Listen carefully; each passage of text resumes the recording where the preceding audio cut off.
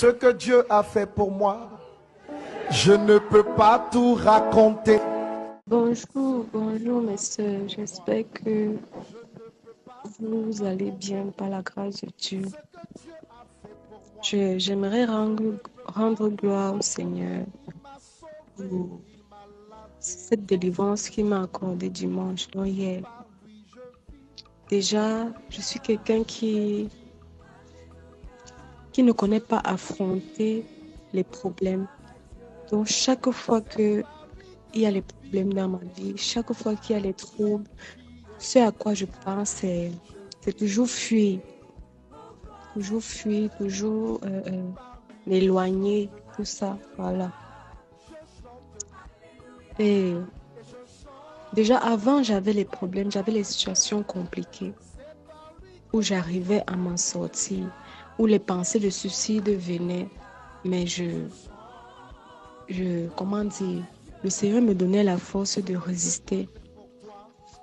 Et dernièrement, j'ai commis des erreurs, j'ai désobéi, j'ai commis de graves erreurs dans ma vie. Ce qui m'a fait, j'ai commencé à dépresser. C'est arrivé à un point où, quand je me mettais à genoux pour prier, je parlais au Seigneur, mais j'avais l'impression qu'il n'était pas là. J'avais l'impression que je parlais seule. J'avais l'impression que j'étais dans le noir total, dans une pièce noire, à genoux comme ça, je le faisais. Donc, c'était très, très compliqué. Donc, je pleurais. Parfois, ça m'arrivait que je n'arrive même plus à respirer. Je me couchais même au sol parce que c'était parfois trop fort pour moi. J'avais l'impression que j'avais une charge lourde que je n'arrivais pas moi-même à porter. La bêtise donc que j'avais faite, cette erreur que j'avais commise en désobéissant à mes parents, en désobéissant au conducteur, et à ceux-là qui m'avaient donné beaucoup de conseils, ceux-là qui m'avaient aidé à avancer. Donc, je les avais tous désobéis, mes conducteurs, tout le monde. Donc, j'ai commencé à me culpabiliser. Donc, j'ai commencé à culpabiliser. Je sentais que je venais juste à l'assemblée pour remplir les formalités.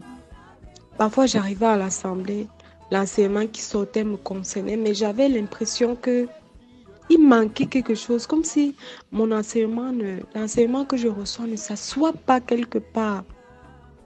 J'étais tout le temps troublée. Je priais, j'avais mal. J'avais une certaine douleur au cœur que je voulais seulement me suicider. C'est tout ce qui passait dans ma tête.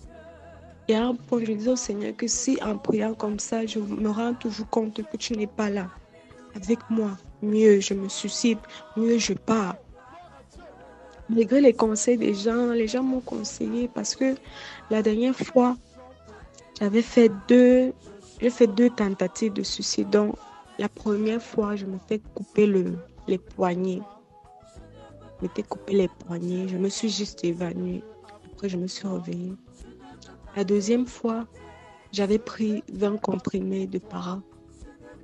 Ce qui m'a fait plutôt avoir d'autres maladies. Donc, voilà, c'était un peu ça. Donc, déjà pour ça, c'est un témoignage parce que quand les gens ont appris ça, plusieurs m'ont dit que Dieu a les regards sur toi. Dieu t'aime parce que le paracétamol, ce n'est pas un comprimé simple. C'est un comprimé qui détruit. Et déjà, tu as pris 20. Donc, imagine un peu les effets. Mais tu as permis que tu sois vivante. Dieu a permis que tu sois toujours là. Regarde un peu. Mais j'avais l'impression que les conseils là m'appuyaient encore pour faire le suicide. Donc, c'est comme si ça encourageait seulement, ça motivait l'intention de suicide là. J'avais l'impression que ça motivait ça. Chaque fois, c'était pareil. Je me voyais seulement en train de vouloir me suicider, en train de monter à l'étage, tomber. Et ça me procurait, j'avais l'impression que ça me procurait la joie. Donc, c'est seulement ça que je voulais faire, c'est seulement ça. Malgré les conseils des gens, non, ma joie, ne fais pas ça. Ce n'est pas bien, non. Quand tu vas arriver là-bas, tu vas rendre les comptes à Dieu. Je dis que quand on me disait même ça, l'instant Je disais que, mais vrai, ce que je veux faire là, c'est même quoi. Mais après, c'était comme si ça se multipliait juste. J'ai commencé à prier. Je disais au Seigneur que je ne comprends pas ma vie. Je ne comprends pas. C'est vrai que il y a des erreurs qui nous poussent à être matures. Il y a des erreurs qui nous poussent à comprendre beaucoup de choses. Mais l'erreur, si là, papa, l'erreur, si là, non, ça m'appuie seulement. Ça me finit à petit feu, ça me détruit. J'ai prié.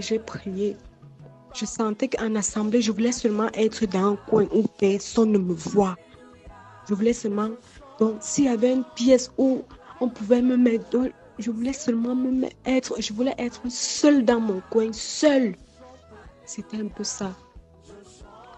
Mais par la grâce de Dieu, dimanche, j'ai été délivrée de l'esprit de suicide. Après ça, j'étais tellement fière, tellement libre. Donc, et j'ai compris que même si tu commets les erreurs, parfois d'autres erreurs, c'est pour te rendre mature, comme j'ai dit. C'est pour que tu vois aussi l'amour de Dieu. Malgré tout ça, malgré tout ce que j'ai fait, malgré ces tentatives de suicide, malgré cette désobéissance, malgré ces sales erreurs que j'ai commises, ces sales péchés que j'ai faits, le Seigneur est toujours là, il me regarde. Il est là, il m'aime chaque fois. Donc, je rends tellement grâce à Dieu. Tellement. Je suis très contente. C'est vrai que ça me fait mal, mais je suis contente. Je suis très contente. Et je ne mesurais pas l'ampleur de ce que j'allais faire.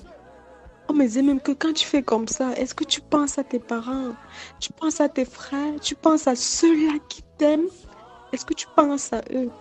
Moi, c'était seulement qu'il faut que je parte. C'était seulement ça. Mais je rends grâce à Dieu. Je rends tellement grâce à Dieu pour cette délivrance. Je suis très contente. Je rends extrêmement grâce. Tellement. Et c'est un peu ça. Donc, je vous souhaite une bonne journée à tous et que le Seigneur vous bénisse. Je vis. Alléluia.